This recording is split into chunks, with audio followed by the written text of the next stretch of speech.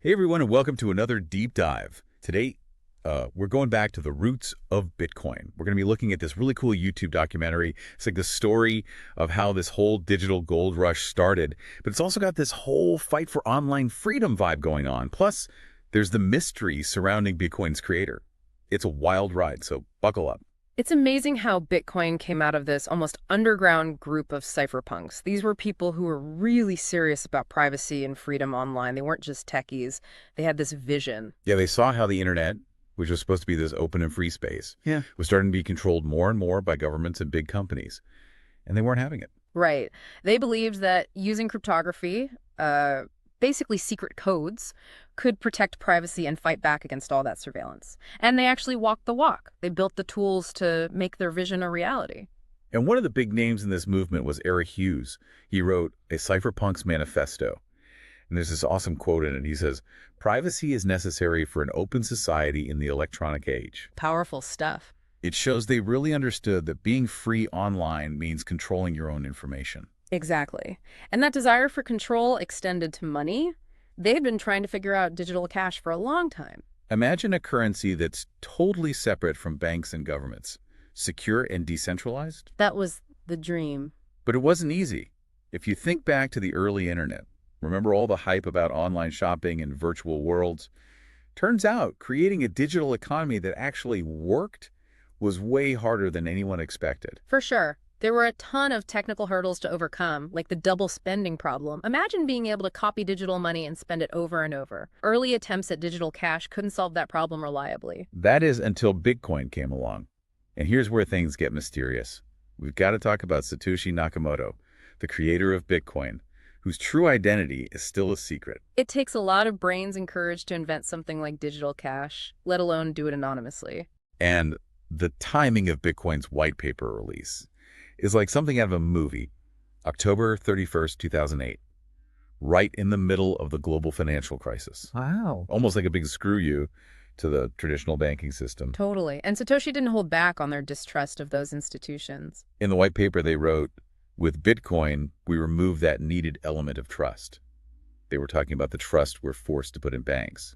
It was bold. It captured a feeling a lot of people had after the crash. A lack of trust in centralized power, and a desire for something new. The Bitcoin became this symbol of hope, a system where trust is built into the code itself, not in institutions that could fail you. So we've got this groundbreaking technology, a mysterious creator, and a world that's ready for a change. What happened next? Well, Bitcoin didn't exactly become a global phenomenon overnight. No. It was more of a gradual process, driven by this small group of dedicated early adopters. It's really cool how the documentary captures that early spirit. You see these small gatherings, people huddled around their laptops, trying to figure out how this new system worked. It must have felt like being part of something truly revolutionary. The first ever Bitcoin transaction was actually used to buy 2 pizzas. Are you kidding? 2 pizzas. Can you imagine? 10,000 Bitcoins for pizza. I wonder how that person feels now. Either kicking themselves or living it up on a private island. Probably both. It just shows how Bitcoin's value started small. It was about its usefulness in the real world, making transactions. And then slowly, as more people understood its potential, the value began to climb. But it was the WikiLeaks situation that really put Bitcoin in the spotlight. Right. Governments were trying to block donations to WikiLeaks, so they turned to Bitcoin. Right. And it worked. Suddenly, everyone was talking about this unstoppable digital currency. It was a turning point. It showed that Bitcoin could bypass censorship and financial control. It wasn't just about buying pizza anymore. It was about empowering individuals, giving them a way to transact freely and securely. No matter what governments or corporations wanted. But this new fame brought some unwanted attention. The media went crazy trying to figure out who Satoshi Nakamoto was. They even misidentified a guy named Dorian Nakamoto as the creator. Poor guy. Imagine that. One day you're living a normal life, and the next you're being accused of being the mastermind behind Bitcoin. That's wild. It shows how obsessed people are with Satoshi's identity. It makes you wonder, though, does knowing who Satoshi is even matter? Would it make Bitcoin more vulnerable to outside pressure? It's a question we're thinking about. Definitely. So we've covered the cypherpunk origins, the mysterious Satoshi, and those early days of Bitcoin. But how does this digital currency actually work? That's what we'll be exploring next time. We're going to dive into the fascinating world of mining and the blockchain. That's where things get truly revolutionary. So we've got this amazing idea of digital cash, but how does it actually work in practice? The documentary breaks down the whole mining and blockchain thing pretty well. Yeah, it's really clever stuff. Imagine this huge public ledger. It keeps track of every single Bitcoin transaction ever made. That's the blockchain. And instead of like a bank managing it, it's spread out across a whole network of computers all over the world. So it's kind of like a global accounting system, but it's constantly being checked by tons of independent people. Exactly. And that's where mining comes in. Miners use their computers to solve these super complex math problems. And the first one to crack the code gets to add a new block of transactions to the blockchain. So it's like a digital gold rush. Miners are competing to dig up the next block of Bitcoin. Kind of, but instead of shovels and pickaxes, they're using powerful computers and burning through a lot of energy. Yeah, the documentary talks about the environmental impact of Bitcoin mining. It's definitely a concern. It is, but it's also important to see it as a trade-off. Okay. You're getting this system that's incredibly secure and resistant to tampering. Because if you wanted to mess with the blockchain, you'd have to control most of the computing power in the whole network. That's pretty much impossible. Right. It's like trying to rewrite history. On a global scale. Exactly. That's one of the reasons Bitcoin is compared to digital gold. Oh yeah, because it's limited. Right. It has a limited supply. And it keeps getting harder to mine new coins. Just like digging for real gold. Exactly. But Bitcoin is also super easy to divide up. And you can send it anywhere in the world instantly. That makes it a totally unique asset. And then there's this whole built-in incentive system. The miners aren't just doing this for fun, right? No. They get rewarded for their work with newly created Bitcoins. So the security of the network is directly linked to the miners making money.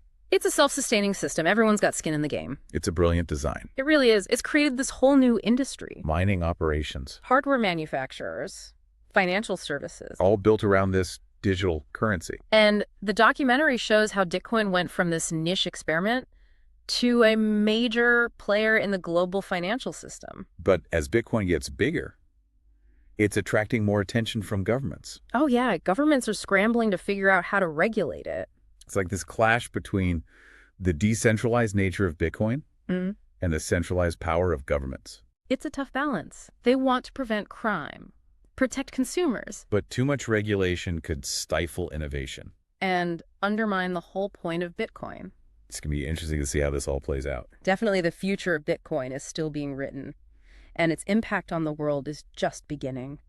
One of the things that really struck me about this documentary is that Bitcoin isn't just about money.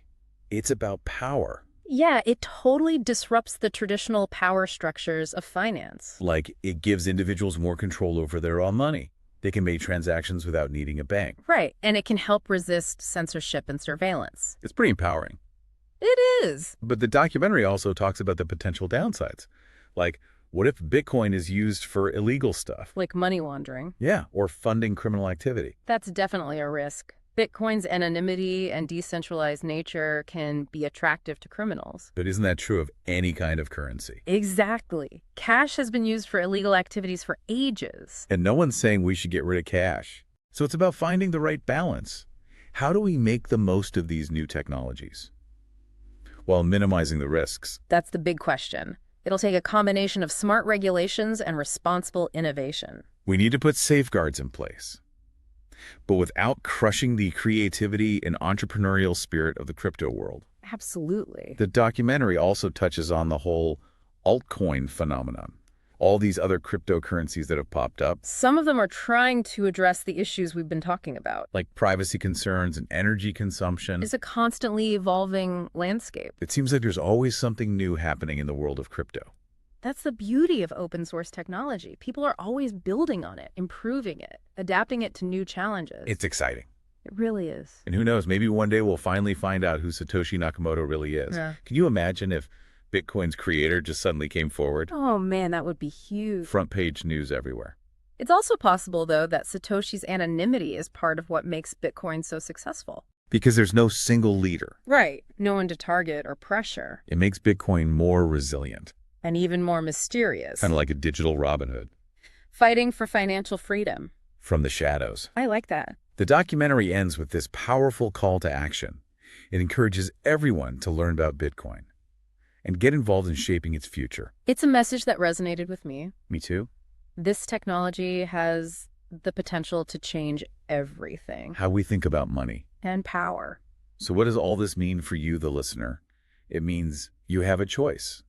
You can ignore this whole crypto revolution, or you can learn about it, get involved, and help shape the future of finance. This deep dive has given you a good foundation. The origins of Bitcoin. Its potential impact. But this is just the beginning. There's so much more to explore. Keep learning. Keep asking questions. And keep having these important conversations. About the role of cryptocurrencies in our world. Who knows, maybe you'll even be inspired to create something new. Building on the legacy of Satoshi Nakamoto. And the Cypherpunks who dared to dream of a different financial system. That's it for this deep dive. Thanks for joining us. Until next time.